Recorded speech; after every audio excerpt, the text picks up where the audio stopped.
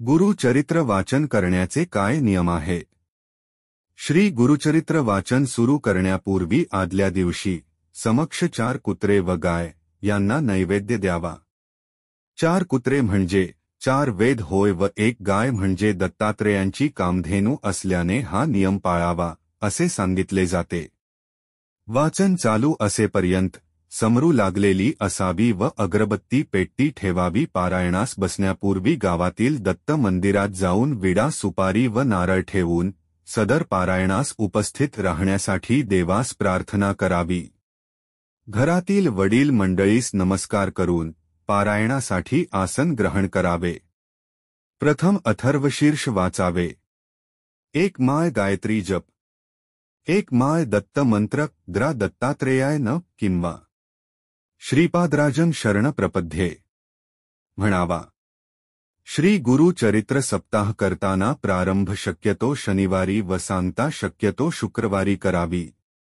कारण शुक्रवार हा श्री नृसिंह सरस्वती महाराजांचा निजानंद गमनाचा दिवस आहे. श्री गुरु चरित्रचे वाचन पूर्व किंवा उत्तर दिशेला तोंड करून करावे. श्री गुरु चरित्राचे वाचन पहाटे 3 ते सायंकाळी 4 या दरम्यान करावे.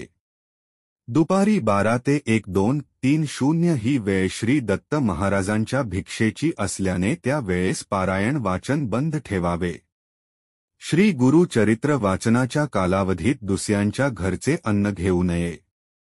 आपली आई, पत्नी व बहीण यांच्या हाताचे अन्न खाण्यास हरकत नाही. उपवास करू नये. दोन्ही वेळेस सकाळ संध्याकाळ 1 धान्य फराळ करावा. काही समस्या असल्यास स्वखर्चाने बाहेर खाण्यास हरकत नाही. श्री गुरु चरित्र वाचण्याच्या कालावधीत पुरुषांनी दाढी वाढवू नये. स्वतःच्या हाताने दाढी करावी. तसेच या काळात चामड्याऐवजी नॉयलॉन किंवा रबरी चप्पल जोड वापरावे. श्री गुरु चरित्र वाचनाच्या कालावधीत ब्रह्मचर्य पाळावे. श्री गुरु चरित्र वाचनाच्या कालावधीत सुतक असणाऱ्यांच्या घरी किंवा अंत्यविधीस जाऊ नये. स्वतःच्या कुटुंबात जर सुतक आले तर अशा वेळेस श्री गुरु चरित्र पारायण दुसऱ्यांकडून पूर्ण करावे, अर्धवट सोडू नये. वेळोवेळी गोमूत्र शिंपडावे. सप्ताह कालावधीत रोज सकाळी व संध्याकाळी श्री गुरु चरित्राच्या पोथीस नैवेद्य दाखवून आरती करावी. पठण नियम पुढील प्रमाणे.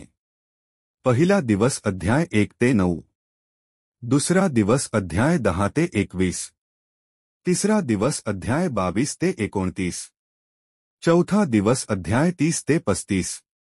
पाचवा दिवस अध्याय 36 ते 38. सहावा दिवस अध्याय 39 ते 43. सातवा दिवस अध्याय 44 ते 53. श्री गुरु चरित्र सप्ताह हा 7 दिवसाचे एक पारायण या पद्धतीने करावयाचा असतो. परंतु 21 दिवसात 3 पारायण, 4-9 दिवसात 7 पारायण करावयाच्या देखील पद्धती आहेत. 7 दिवसाच्या सप्ताहाची 8व्या दिवशी सांगता करावी. सांगतेच्या दिवशी सकाळी 10:30 वाजता श्री दत्त महाराज, श्री कुलदेवता, श्री स्वामी समर्थ महाराज व एक श्री गुरु चरित्र ग्रंथ करिता नैवेद्य मांडावा. ग्रंथाचा नैवेद्य गाईला खाऊ घालावा किंवा स्वतः घ्यावा व मगच आपण भोजन करावे. श्री गुरु चरित्र वाचनाच्या कालावधीमध्ये सुद्धा आपल्या नित्यसेवेत खंड पडू देऊ नये. शक्यतोवर जमिनीवर झोपावे, पलंगावर झोपू नये. पूर्ण ब्रह्मचर्य व्रत म्हणजे कायिक वाचिक ब्रह्मचर्य. वाचिक म्हणजे मुखाने वासना वाढवणारे शब्द बोलू नये. मानसिक म्हणजे मनात काम विचार आणू नयेत. शारीरिक म्हणजे शरीर संबंध टाळावा. पूर्वापार नियम प्रमाणे श्री गुरु चरित्र 3 दिवसीय वाचू नये. 1 दिवसीय पारायण फक्त दत्तधाम व राष्ट्रसेवेसाठी करावे. वैयक्तिक पारायण 7 दिवसाचे करावे. श्री स्वामी समर्थ. श्री स्वामी समर्थ. श्री स्वामी समर्थ.